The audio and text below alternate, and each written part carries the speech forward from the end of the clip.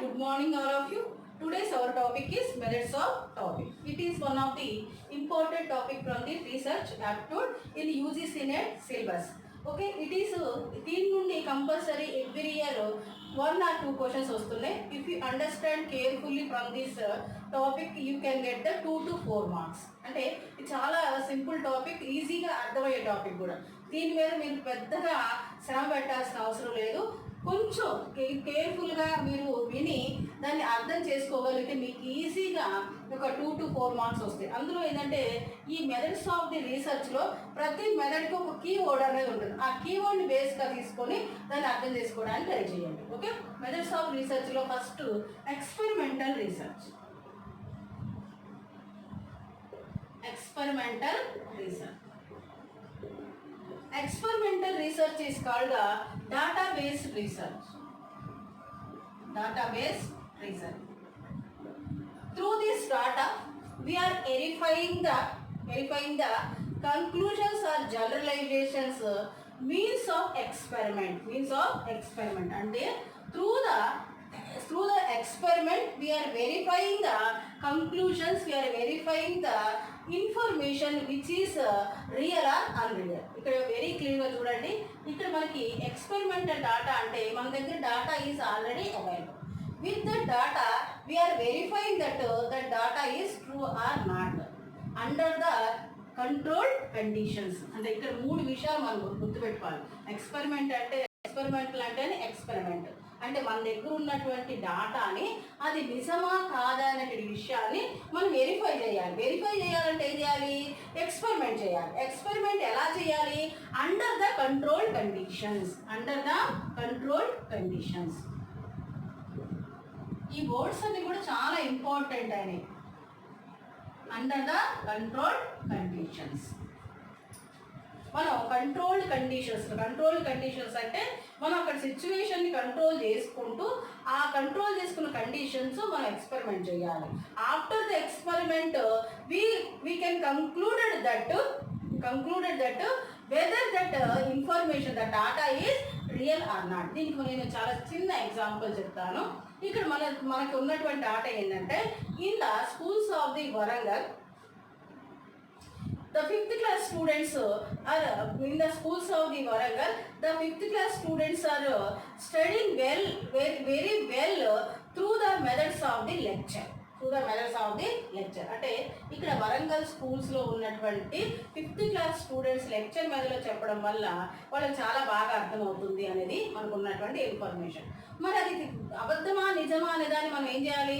We have to experiment. అంటే experiment చేయాలంటే we have to go to the Warangal schools and take the 5th class students under control. అంటే under control అంటే ఇక్కడ మనకి we are taking the two groups. One, it is the experimental group,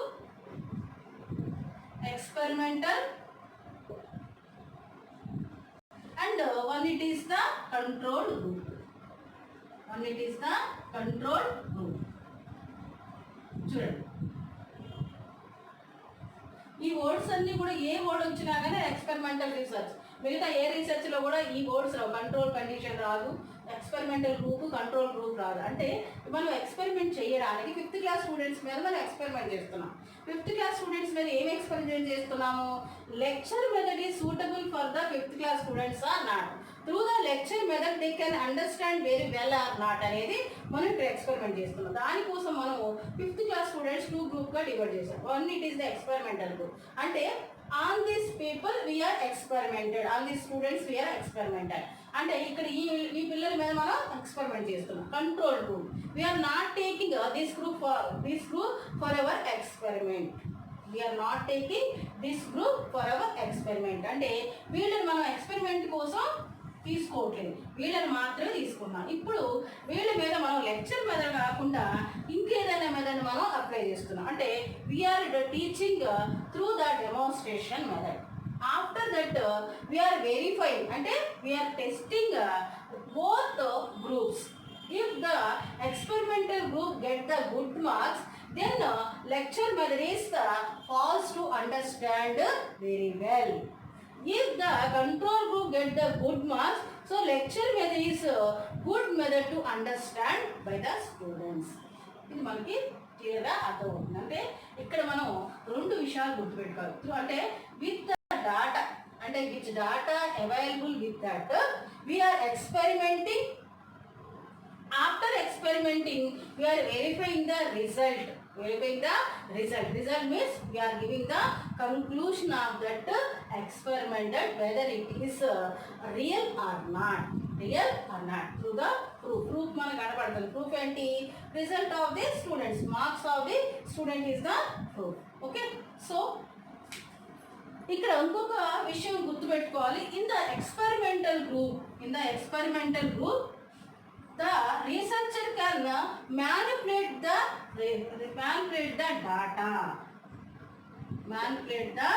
data.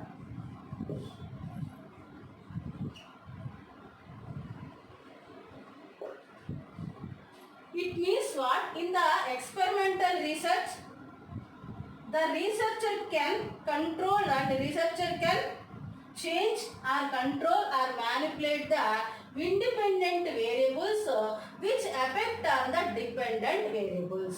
Independent variables in IV and dependent variables which affect on the dependent variables. ఇక్కడ మనం గుర్తుపెట్టుకోవాలి. In this experimental research, researcher can manipulate the independent variables. అంటే he can manipulate the independent variables that affect on the dependent variables. For example, ఇక్కడ చూడండి, methods of teaching. Methods of teaching అనేది independent variable. అంటే ఇక్కడ researcher ఈ method, అంటే ఇక్కడ మనకి లెక్చర్ మెథడ్ బెటర్ కాదని తెలుసుకున్నాం కాబట్టి automatically you can change the demonstration method in the place of the lecture method. Lecture method ప్లేస్లో మనం డెమోన్స్ట్రేషన్ మెథడ్ని చేంజ్ చేసాం. అంటే he can manipulate or change independent variables తను మ్యానిపులేట్ చేసుకోవచ్చు లేదా చేంజ్ చేసుకోవచ్చు. మరి దాని ఎఫెక్ట్ దేని మీద పడుతుంది? డిపెండెంట్ వేరియబుల్ మీద పడుతుంది.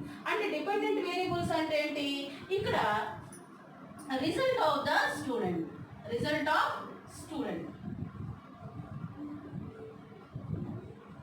Understanding level of the student అని కూడా. అంటే డిపెండెంట్ వేరియబుల్స్ అనేవి understanding level of the students కూడా కావచ్చు. ఎందుకంటే ఇక్కడ మెథడ్ని చేంజ్ చేయడం వల్ల స్టూడెంట్ రిజల్ట్ మీద ఎఫెక్ట్ పడుతుంది. ఆటోమేటిక్గా రిజల్ట్ ఇంప్రూవ్ అవుతుంది, వాళ్ళ అండర్స్టాండింగ్ లెవెల్స్ కూడా ఇంప్రూవ్ అవుతుంది. వీటిని మనం డిపెండెంట్ వేరియబుల్స్ అని అంటాం. అంటే ఇక్కడ మనం ఇండిపెండెంట్ వేరియబుల్స్ మ్యానిపులేట్ చేస్తే డిపెండెంట్ వేరియబుల్స్ మీద వాటి ఎఫెక్ట్ అనేది పడుతుంది. ఈ సిస్టమ్ అంతా కూడా మనకి ఎక్కడ ఉంటుందంటే ఎక్స్పెరిమెంటల్ రీసెర్చ్లో ఉంటుంది. ఇంకొక విషయం ఏంటంటే ఇక్కడ in the experimental research value అంటే interpretation and generalization of the result is very very important. Interpretation and generalization of the result is very very important. And also in the experimental research, the researcher can manipulate the variables అని కూడా ఒక్కొక్కసారి క్వశ్చన్లో వస్తుంది. Manipulate the data అనొచ్చు, manipulate the variables అని. అంటే ఇక్కడ variables అనేవి అండర్ కంట్రోల్ ద రీసెర్చర్ ఈ కెన్ కంట్రోల్ ద వేరియబుల్స్ అని కూడా అంటారు. ఈ యొక్క ఛాన్స్ మరి ఏ ఇతర రీసెర్చ్లో లేదు కాబట్టి మనం దీన్ని చాలా ఈజీగా గుర్తుపెట్టి. It is the experimental data. అంటే with the availability of the data we are proofing, and we are providing the proof means of the experiment under control condition. So it is the quantitative research method అని కూడా అంటారు. ఇది quantitative research method లోకి వస్తుంది. Next మనకి historical research.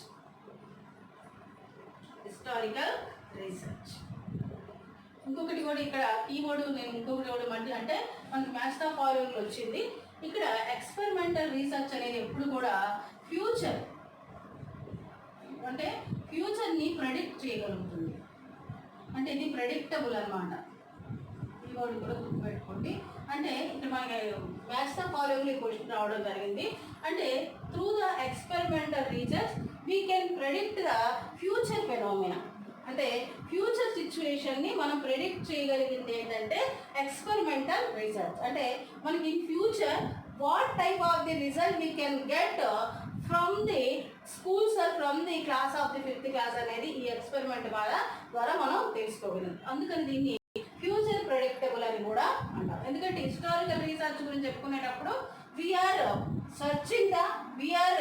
taking the data collection of the past events. అంటే past అనేటటువంటి పదం వచ్చిందంటే అది హిస్టారికల్ అని మీరు గుర్తుపెట్టుకోవచ్చు. అంటే మనం ఇక్కడ డాటా కలెక్షన్ అనేది దేని మీద చేస్తున్నామంటే జరిగిపోయినటువంటి అంశాల మీద చేస్తున్నాం. అంటే we are gathering information about the past events. అంటే already that is happened, that situation is happened, that thing we are taking for our research work, that ideas we are taking for our research work, that information we are taking for our research work. అయితే ఇక్కడ historical రీసెర్చ్లో మనకు ఉన్నటువంటి problem ఏంటంటే already that is happened, that was happened, అది already జరిగిపోయింది. That information is not available with us. మరి ఆ information మనకి ఇప్పుడు అవైలబుల్గా లేదు. కానీ దీన్ని మనం ఏ విధంగా ఇన్ఫర్మేషన్ గ్యాదర్ చేసుకున్నాం అంటే in the historical research we are gathering information in 2 ways. That is the primary data and secondary data. Primary data and secondary data.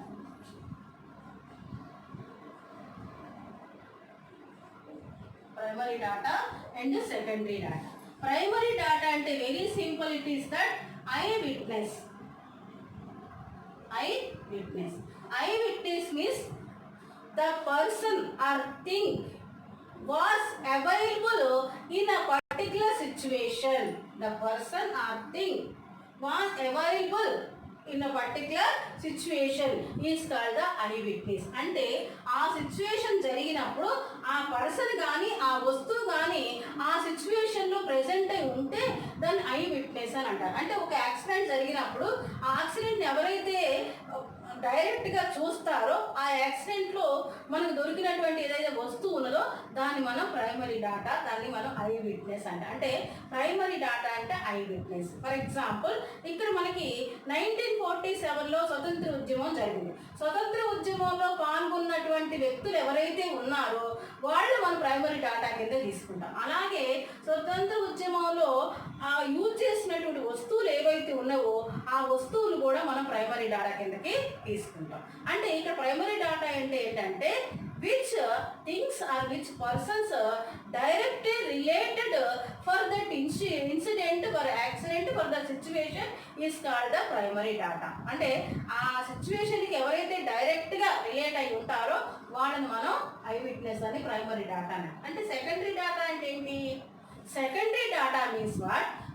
అంటే secondary data means gathering the information from the primary data. Gathering the information from this primary data is considered as the secondary data. అంటే ఇక్కడ first person ఉంటారు ఎవరైతే ఆ situation ఉన్నారో వాళ్ళ నుండి మనం సమాచారం తీసుకున్నట్లయితే దాన్ని మనం సెకండరీ డాటా అంట. ఫర్ ఎగ్జాంపుల్ న్యూస్ పేపర్ అనేది మనకి secondary data. News paper secondary data ఎందుకు అవుతుంది?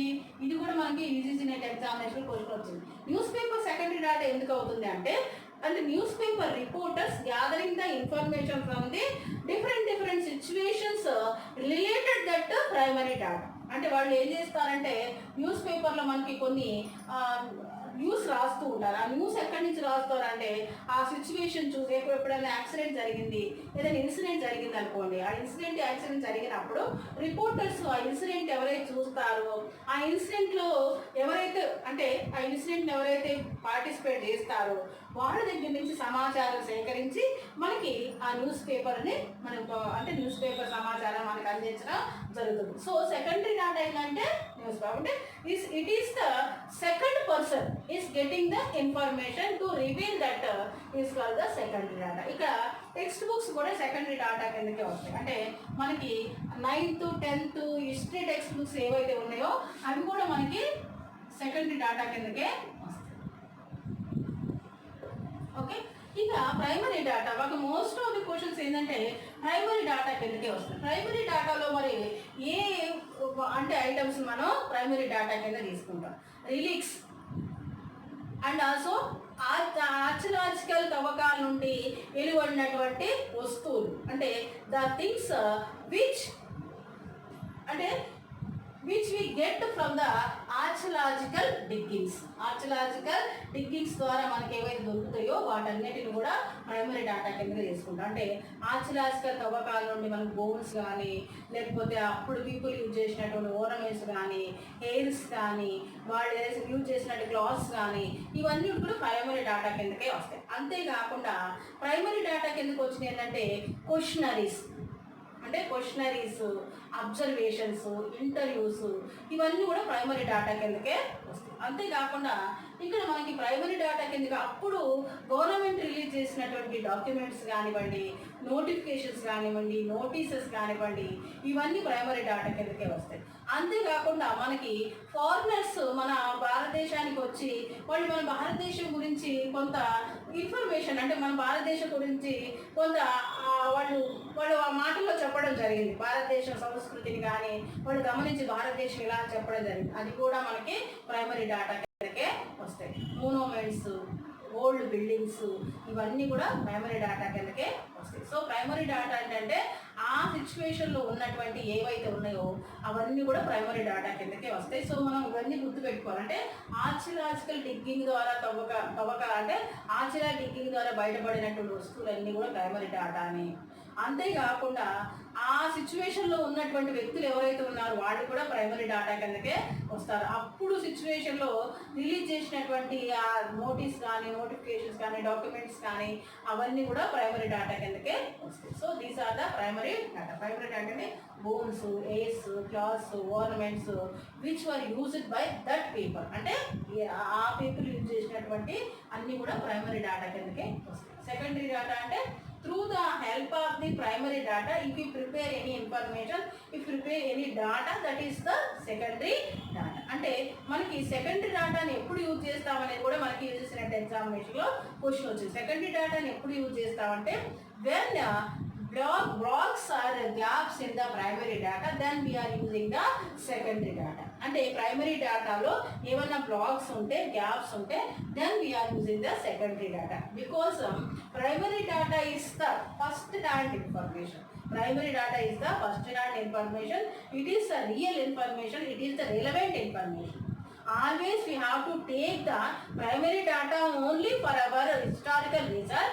But if any gaps or blocks in the primary data, then we have to go through the secondary data. అంటే మన historical research కోసం primary డేటానే తీసుకోవాలి. ఒకవేళ primary data అనేది మనకి అవైలబుల్గా లేకపోతే అంటే ప్రైమరీ డేటా అయినా కొన్ని సంవత్సరాల క్రితం అవి జరిగినవి కాబట్టి ప్రైమరీ డేటా మనకి ఇప్పుడు అవైలబుల్గా ఉండకపోవచ్చు. అంటే కాలిపోవచ్చు, అవి కొన్ని నాశనం అయిపోవచ్చు, అంటే స్పాయిల్ కావచ్చు. దానివల్ల మనకి ఆ డేటా అనేది అంతగా దొరకదు. సో అప్పుడు మనం సెకండరీ డేటాకి వెళ్ళాలి. ఇది మనకి primary data. Secondary through the secondary we are collecting the information for our historical research. Historical research means we are collecting the information, doing the research process about the past events. పూర్వకాలంలో ఏం జరిగిందనే దాని మీద చేస్తున్నటువంటి దాన్ని మనం హిస్టారికల్ రీసెర్చ్ అని అంటాం. హిస్టారికల్ రీసెర్చ్లో మనకి ఇంకొక అంశం ఏంటంటే ఫ్రీక్వెంట్గా క్వశ్చన్స్ అడుగుతున్నాడు ఇక్కడ క్రిటిసిజమ్స్. మనకి 2 types ఆఫ్ క్రిటిసిజమ్స్ ఉన్నాయి. External criticism, internal criticism. External criticism is also known as the lower criticism. Internal criticism is known as the higher order of the criticism. అని అసలు ఎక్స్టర్నల్ క్రిటిసిజం అంటే ఏంటి? External criticism is establishment means concern to be establishment of the authenticity or genuineness of the data. Authenticity or జెన్యూనెస్.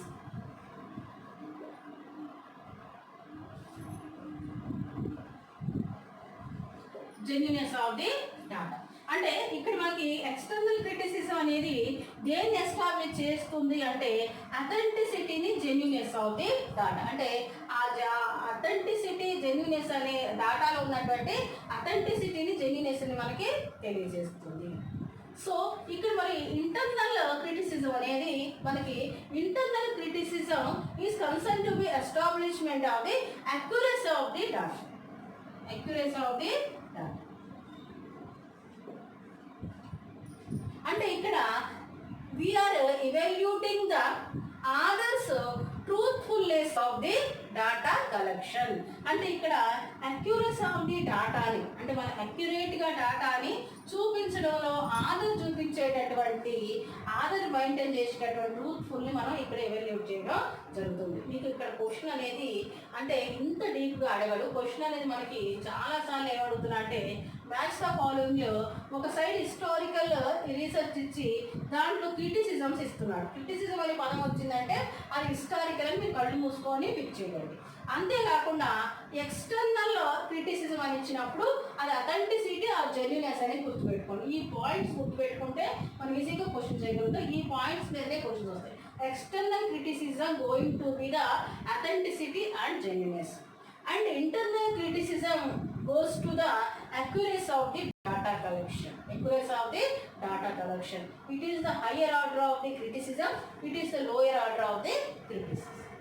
ఇక్కడ internal క్రిటిసిజంలో other యొక్క ట్రూత్ఫుల్నెస్ని evaluate చేయడం జరుగుతుంది. Trustee వర్త్ని evaluate చేయడం జరుగుతుంది. Okay,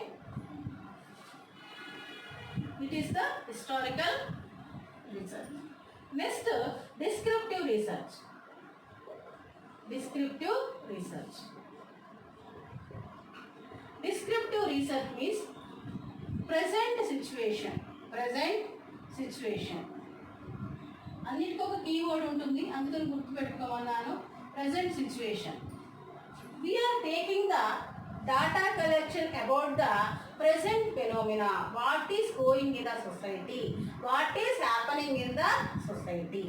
That information we are gathering in the way of the descriptive research. Descriptive research లో మనం present situation గురించి data collection చేస్తాము. అంటే ప్రెసెంట్ సిచ్యువేషన్ అంటే ఇప్పుడు ప్రెసెంట్గా సొసైటీలో ఏం జరుగుతుంది అనే దాన్ని మాత్రమే మనం చేస్తాం. అంటే ఇక్కడ ఇంకొక విషయం కూడా గుర్తుపెట్టుకోవాలి. In the descriptive research, the researcher has no right to control the variables. He cannot manipulate the variables. Just he is giving a report about the what is happening and what is going on. ఇక్కడ in the descriptive research, the researcher has no control on the variables. He cannot manipulate the variables. Just he is giving the report that what is happening, what is going on. Very clear that descriptive research ఈ question కూడా మనకి many times net examination అడగడం జరిగింది. Descriptive రీసెర్చ్లో researcher ఏం చేస్తాడంటే present situations మీద తను ఒక రిపోర్ట్ ఇస్తాడు. అంటే what is going on, what is happening, ఏం జరుగుతుంది అనే దాని మీద ఒక రిపోర్ట్ ఇస్తాడు. కానీ జరిగేటటువంటి అంశాలని మ్యానిపులేట్ చేయడం కానీ కంట్రోల్ చేయడం కానీ అతని చేతిలో ఉండదు. అతనికి ఆ రైట్ లేదనమాట. అంటే ఫర్ ఎగ్జాంపుల్ దీనికి ఒక చిన్న ఎగ్జాంపుల్ చెప్తా. ఇక్కడ మనకి 4 కూడలి రోడ్డు మీద అంటే 4 కూడలు కలిసినటువంటి కూడల్లో 4 రోడ్లు కలిసినటువంటి కూడల్లో ఫ్రీక్వెంట్గా యాక్సిడెంట్స్ జరుగుతున్నాయి. సో రీసెర్చర్ ఏం చేస్తాడు, what is happening on that place on that area అనేది just is giving the report as is research. కానీ అక్కడ జరుగుతున్నటువంటి యాక్సిడెంట్స్ని ఆపేటటువంటి కంట్రోల్ చేసేటటువంటి కెపాసిటీ తనకి ఉండదు. సో అందుకని మనకి డిస్క్రిప్టివ్ రీసెర్చ్ అంటే ఏంటంటే what is happening, what is going on, just ఈ can give information about that in his research work, but he cannot manipulate, cannot control the variables. అక్కడ జరిగేటటువంటి సిచ్యువేషన్ మాత్రం తను మార్చగలరు. మరి డిస్క్రిప్టివ్ రీసెర్చ్ మనకి ఎగ్జాంపుల్స్ ఏంటంటే fact findings, enquiries are the examples of the descriptive research. Fact findings, enquiries of the descriptive research. ఇంకా మనకి సర్వేస్ కూడా డిస్క్రిప్టివ్ రీసెర్చ్ కిందకే వస్తాయి. అంటే మనం పాపులేషన్ గురించి సర్వే చేస్తాం. ఎవ్రీ 10 yearsకి పాపులేషన్ అంటే సెన్సస్ అంటాం దాన్ని. అంటే census also one of the examples of the descriptive research. అంటే for the every 10 years we are taking the census of the population. ఆ పాపులేషన్ తీసుకున్నప్పుడు మనం 10 yearsలో ఎంత ఇంక్రీజ్ అయింది, ఎంత డిక్రీజ్ అయింది అని మాత్రమే రీసెర్చ్ రిపోర్ట్ ఇస్తాడు, కానీ he cannot control the increasing the population or decreasing the population. కానీ పాపులేషన్ ఇంక్రీజ్ డిక్రీజ్ అనే దాన్ని తను కంట్రోల్ చేయదు. Just is giving the census of the population. అంటే census, fact findings, enquiries are the examples of the descriptive research. Okay,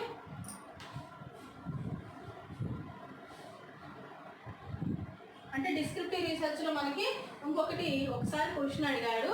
in the descriptive research what types of the method we are using to collect the information అని అడిగాడు. Question is the best method to using the best method to collect the information. Ethnographic research. Ethnographic research. Ethno అంటేనే మనకి culture. Ethnographic research. In the ethnographic research, the researcher collects the information about the particular culture, about the particular concern.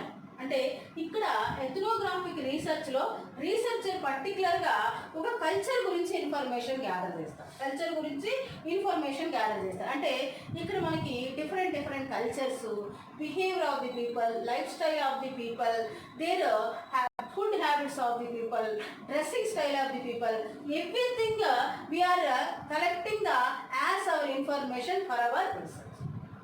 చూడండి, అంటే ethnographic research అంటే ఒక culture గురించి, ఒక కల్చర్లో ఉన్న పీపుల్ యొక్క అలవాట్లు, వాడి యొక్క డ్రెస్సింగ్ స్టైలు, వాడి యొక్క ఫుడ్ స్టైలు, వాళ్ళ జీవన విధానాన్ని మనం రీసెర్చ్ వర్క్గా తీసుకునే దాన్ని ఎథ్నోగ్రాఫిక్ రీసెర్చ్ అంటారు. ఎథ్నోగ్రాఫిక్ రీసెర్చ్లో అయితే ఇక్కడ మనకి ఎథ్నోగ్రాఫిక్ రీసెర్చ్లో మనం తెలుసుకోవాల్సింది ఏంటంటే, అంటే to collect the information of the culture, about the culture we have to visit that particular area. అంటే ఇక్కడ విజిటింగ్ ఈజ్ వెరీ ఇంపార్టెంట్. అంటే ఈ చిన్న బిట్తోనే మనకి క్వశ్చన్ ఫామ్ అయి వస్తుంది. అంటే in which research work the researcher visiting the particular area means especially in the ethnographic research. Especially in the ethnographic research. Ethnographic research లోనే the researcher must be visit in that particular area. అంటే ఆ particular ఏరియాకి వెళ్ళి ఆ particular ఏరియాలో you should be give the active participation in their lifestyle. Active participation. ఇది last 2019 డిసెంబర్లో వచ్చినటువంటి క్వశ్చన్. యాక్టివ్ పార్టిసిపేషన్ అంటే participation perceptiveness is possible through which of the researcher అడిగాడు.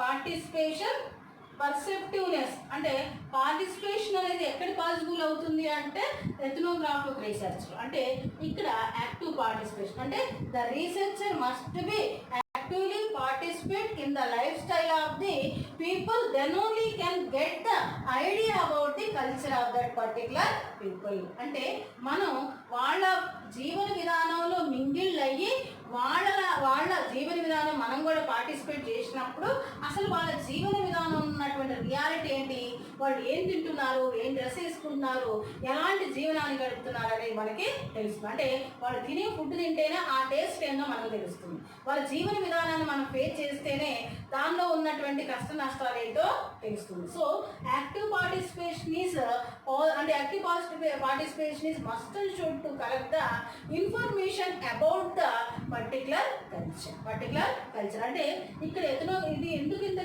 గట్టిగా చెప్పడం అంటే ఎథ్నోగ్రాఫిక్ రీసెర్చ్ గురించి మనం ఇన్ఫర్మేషన్ గ్యాదర్ చేయాలంటే ఇంటర్నెట్ లేకపోతే బుక్స్ ఇంకేమి మనకు పనిచేయవు. ఎందుకంటే the culture is always changing phenomena. The behavior of the people is taking unstable and changing time to time, situation to situation. So changing phenomena is always to be active participation. అంటే visit that particular area. అంటే మారుతున్న కాలమాన పరిస్థితులు బట్టి ఆ యొక్క కాలమాన పరిస్థితులు బట్టి వాళ్ళ యొక్క బిహేవియర్ మారుతుంది, వాళ్ళ లైఫ్ స్టైల్ కూడా మారుతుంది. మరి ఆ లైఫ్ స్టైల్ మనం కరెక్ట్గా ఒక ఇన్ఫర్మేషన్ తీసుకోవాలంటే కంపల్సరీ మనం ఆ ప్లేస్కి వెళ్ళాలి. ఎందుకంటే 10 సంవత్సరాల క్రితం రాసినటువంటి బుక్ నుండి ఇన్ఫర్మేషన్ తీసుకుంటే అది మనకి ట్రూ కాదు. అది మనకు రియల్ కాకుండా పోవచ్చు. సో అంటే ఏంటంటే ఇప్పుడు మనం ఒక 4 years బ్యాక్ ఒక విలేజ్కి వెళ్ళాము, అంటే ఒక 10 years బ్యాక్ ఒక విలేజ్కి వెళ్ళాము అనుకోండి. అక్కడ అక్కడ అమ్మాయిలందరూ కూడా మంచి ట్రెడిషనల్ డ్రెస్లు కనపడతారు. అదే 10 years తర్వాత అదే విలేజ్కి వెళ్తే మోడర్న్ డ్రెస్సులు కనపడతారు. Because of the changing situation ప్రకారం వాళ్ళు కూడా చేంజ్ అవుతూ ఉంటారు. సో ఎథనోగ్రాఫిక్ రీసెర్చ్ అంటే మనం 3 points గుర్తుపెట్టుకోవాలి. In the ethnographic research the researcher collects the information about the culture of the people.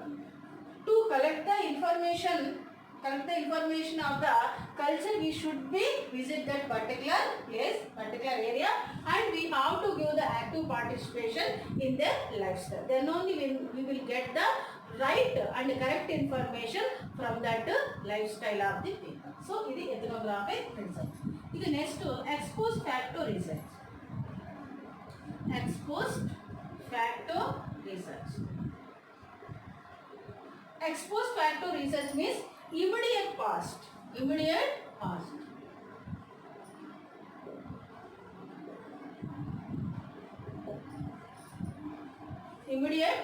అంటే ఇక్కడ ఎక్స్పోజ్ ఫ్యాక్టర్ రీసెర్చ్ అంటే ఇమీడియట్ పాస్ట్ అంటే మనం హిస్టారికల్ రీసెర్చ్లో పాస్ట్ ఈవెంట్స్ గురించి మనం ఇన్ఫర్మేషన్ గ్యాదర్ చేస్తాం. ఇక్కడ ఎక్స్పోజ్ ఫ్యాక్టర్ రీసెర్చ్ అంటే ఇమీడియట్ పాస్ట్ అంటే రీసెంట్లీ హ్యాపెన్ ఫెనోమినా గురించి మనం ఇన్ఫర్మేషన్ని గ్యాదర్ చేస్తాం. అంటే ఇక్కడ కూడా రీసెంట్ హ్యాపెన్ ఫెనోమినా అంటే కొన్ని వారాల క్రితం few days before what happened in the society, what happened in the particular area, about that we are gathering the information is called the ex post facto research. అంటే ఇక్కడ కూడా మనం ఒకటి గుర్తుపెట్టుకోవాలి. In the X post facto research the researcher giving the cause and effect relationship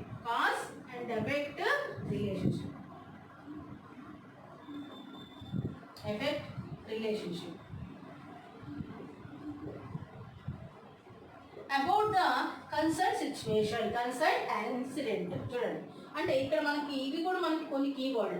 in expose facto research the researcher interprets the cause and effect relationship about the concerned situation. అంటే తను ఏ situation గురించి అయితే research చేయడానికి వెళ్తున్నాడో ఆ research చేస్తున్నాడో దాని గురించి తను ఒక రీజన్ ఇస్తాడు. వాట్ అంటే వై ఇట్ ఈస్ హ్యాపెండ్ అంటే ఈ found the reason behind that incident and also what effect took place in the future also is explaining. అంటే ఇక్కడ మనకి ఎక్స్పోజ్ రీసెంట్గా జరిగినటువంటి ఒక సిచ్యువేషన్ మీద ఎందుకు జరిగిందని రీజన్ ఇచ్చుకుంటూ అది జరగడం వల్ల ఎలాంటి ఎఫెక్ట్ అనేది ఫ్యూచర్లో పడుతుందని కూడా చెప్పగలుగుతాడు. దాన్ని మనం ఎక్స్పోజ్ ఫ్యాక్టో రీసెర్చ్ అని. అంటే ఇక్కడ మనకి ఎక్స్పోజ్ ఫ్యాక్టో రీసెర్చ్ గురించి చెప్పుకోవాలంటే చూడండి ఇక్కడ మనకి ఈ కరోనా అనేది తీసుకోండి. ఇక్కడ మనకి ఇప్పుడు జరుగుతున్నది అనే కదా, అంటే ఇది జరిగిపోయిన తర్వాత నెక్స్ట్ మనకి May 7th కరోనా అంటే మనకి లాక్డౌన్ ఓపెన్ అవుతుంది. లాక్డౌన్ ఓపెన్ అయిన తర్వాత మనం ఈ సిచ్యువేషన్ మీద మనం ఎక్స్పోజ్ ఫ్యాక్టో రీసెర్చ్ చేయాలంటే అంటే ఇక రీజన్ ఫైండ్ అవుట్ చేయాలి. వై లాక్డౌన్ అనేది ఎందుకు ఏర్పడింది and also what its effect in future. what will be the effect in future. దానివల్ల మరి ఫ్యూచర్ మీద ఎలాంటి ఎఫెక్ట్ చూపిస్తుంది. Especially it is affected on the people's economical condition. Special అంటే ముఖ్యంగా ఈ లాక్డౌన్ వల్ల ఏమవుతుంది అంటే అది పీపుల్ యొక్క ఎకనామికల్ కండిషన్ మీద బాగా ఎఫెక్ట్ చూపిస్తుంది. అంటే ఆర్థిక ఇబ్బందులు ఆర్థికమైన పరిస్థితుల మీద ఎక్కువ ఎఫెక్ట్ చూపిస్తుంది. సో దీనికి రీజన్ ఏంటి, ఎందుకు లాక్డౌన్ వేశారు అంటే because of the corona virus. That అంటే the researcher finding the cause and also effect relationship in the future phenomenon. So this is the exposed factor research. Exposed factor research అంటే immediate past అంటే few days before what happened, that about we are taking information. That is the exposed factor research. Okay, ఇవి మనకి methods of the research. It is very క్లియర్గా అంటే మీరు కొంచెం దీని మీద కాన్సన్ట్రేషన్ చేస్తే ఈ సబ్జెక్ట్ మీకు చాలా ఈజీగా అర్థమవుతుంది. ఈ టాపిక్ చాలా ఈజీగా అర్థమవుతుంది. If you understand the key points of this topic, you must be get the answer from the question. అంటే మీ కీ పాయింట్స్ గుర్తుపెట్టుకుంటే మీకు క్వశ్చన్ ఉన్న ఆన్సర్ ఈజీగా దొరుకుతుంది. కొంచెం ఈ కీ పాయింట్స్ డిస్క్రిప్టివ్ అంటే ప్రెజెంట్ సిచ్యువేషన్స్, ఎథనోగ్రాఫిక్ అంటే కల్చర్, ఇక్కడ ఎక్స్పోజ్ ఫ్యాక్టర్ అంటే ఇమీడియట్ పాస్ట్. ఈ విధంగా కొన్ని కీ పాయింట్స్ గుర్తుపెట్టుకుంటే మనకి ఈజీగా ఆన్సర్ చేసే అంటే ఆన్సర్ చేయగల కెపాసిటీ మనకి వస్తుంది. Thank you for watching my channel. It is Ashwik educational academy. మీరు దీన్ని సబ్స్క్రైబ్ చేసుకోండి. ఇంకెవరైనా ఈ ఎగ్జామ్స్ కోసం ప్రిపేర్ అయితే వాళ్ళకి షేర్ కూడా చేయండి. Okay, thank you.